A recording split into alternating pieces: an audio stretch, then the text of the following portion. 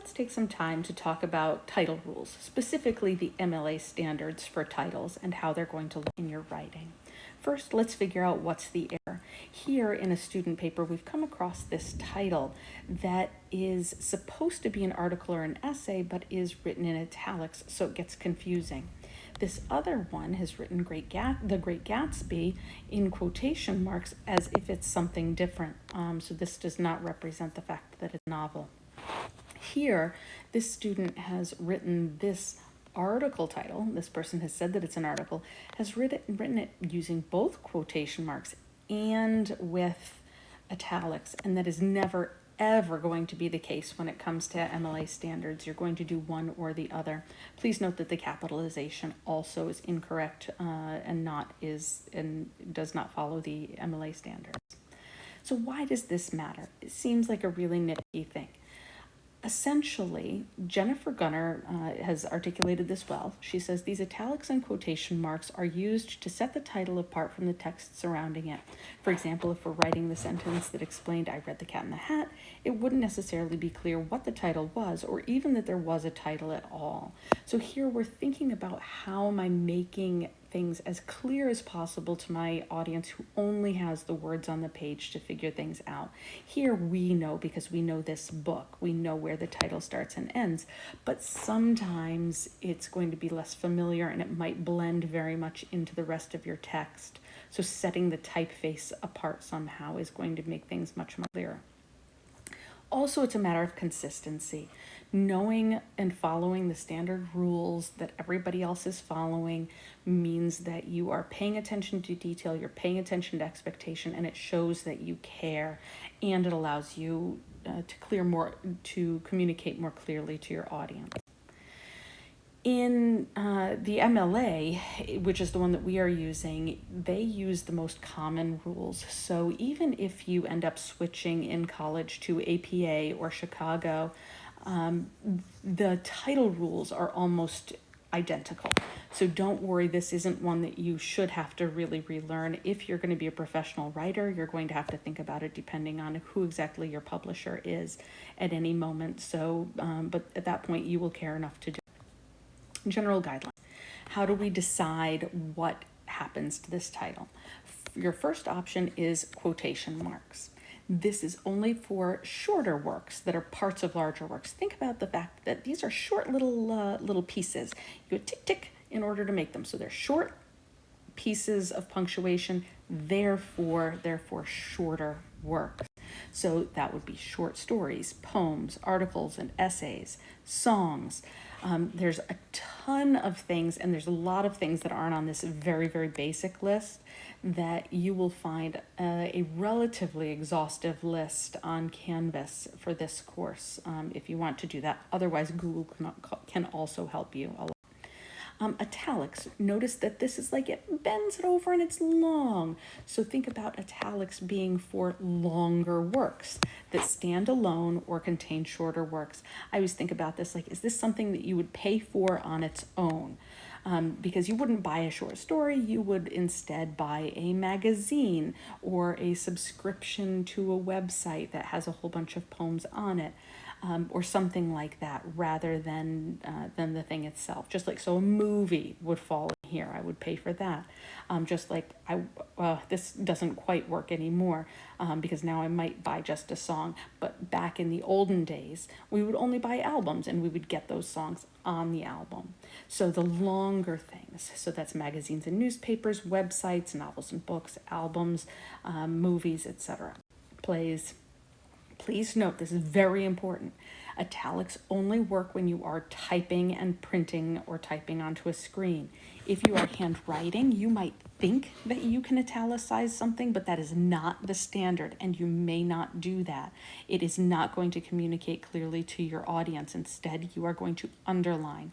That used to be the standard, is to underline all of these things, but way back when printers moved away from dot matrix, we decided that it looked prettier to have things in italics, so they shifted over. But italics don't work when you're handwriting, so please underline titles in that case.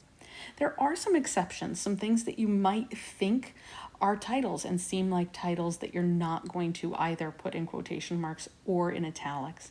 And those are traditional religious works, legal documents, software, commercial product, artifact. So if you're saying the name of an app, you're not going to italicize or put it in quotation marks. You're just going to say that, unless it's like a published video on TikTok. Then TikTok becomes the publication, the platform on which it is. Capitalization of titles is the next step. So what words get capitalized in a title? You are always going to capitalize words that carry content weight. So nouns, verbs, adjectives, adverbs. Always the first word in the title and always the last word in the title. Also, all words with 5 or more letters. You typically would not capitalize unless it fits one of these final rules here. You would not typically capitalize articles, so the, a, and, conjunctions, and, or, not, nor, etc., and prepositions, to, of, among. Among, though, has 5 letters, so guess what? It goes back over here. So what happens if I come across a title that I am using in my paper or putting on my works cited that isn't capitalized this way? You are going to shift the capitalization to fit the style guide that you are using. So there are a lot of publications out there, a lot of websites and newspapers out there that write their titles with only the first word capitalized, none of the other words capitalized. You're going to have to shift that so that it fits the style guide that we are using. So if you're looking at your works cited or annotated bibliography, one thing that you can use as a hint to help you figure this out is that if you've got something small that so you've got the name of the author, and then you've got something that goes in quotation marks, you know that it must be followed immediately by something in italics, because it's a little thing, and a little thing must be found in a bigger thing. So it's an article that's on a website, or it is a song that's on an album or found somewhere else.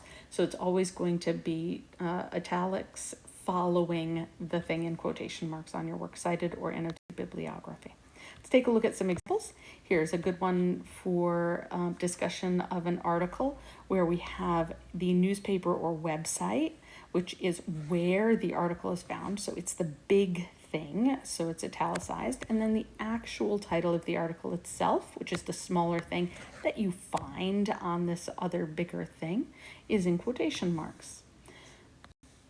You can also see somebody here, a student, talking about The Amazing Spider-Man, which is italicized because, first of all, it's a magazine potentially on its own, this one thing. But the fact that it has volumes and numbers, also just like an academic journal, is going to be something that other things are found inside, will be italicized. Let's take a look at an article by that was found on the Harvard Business Review. Because HBR seems to use a style guide with title rules that are very, very similar to the MLA. Recognizing that this is not the case, you will see things done in different ways depending on the magazine or the website.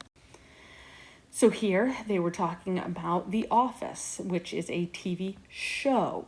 So the show is the big thing, so we're going to italicize that. Here, he said, they've devoted an entire episode to it.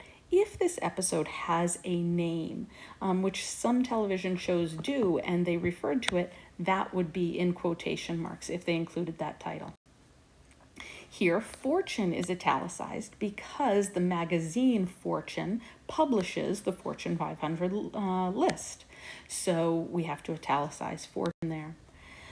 Here we have the Civil Rights Act, not italicized and not in quotation marks because it's one of those legal or government document pieces. So we're not going to do anything to it.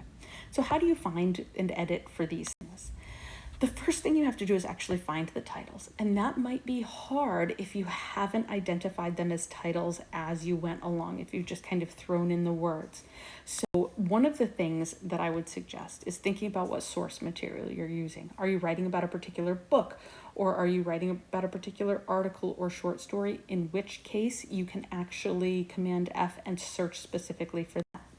Or you can increase your font size to something really huge so that you can only see a few words at a time, 36 or 48, and then read from the bottom to find any other titles. Sometimes you will just mention a movie in there and forget to italicize it, and you're not going to find it if you're just reading through your paper as it is.